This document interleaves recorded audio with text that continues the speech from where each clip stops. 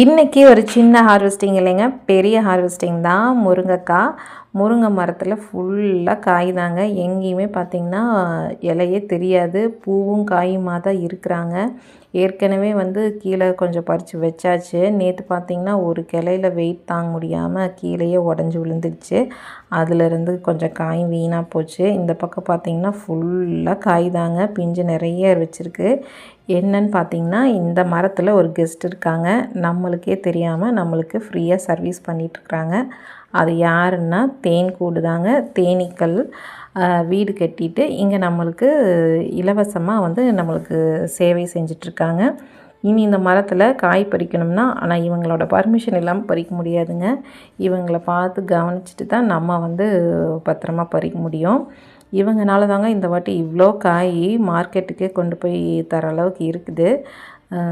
இந்த மரத்தில் இருக்கிற தேனீக்களுக்கு ரொம்ப நன்றி சொல்லணுங்க இந்த வாட்டி. இந்த வீடியோ பிடிச்சா லைக் பண்ணி ஷேர் பண்ணுங்கள்.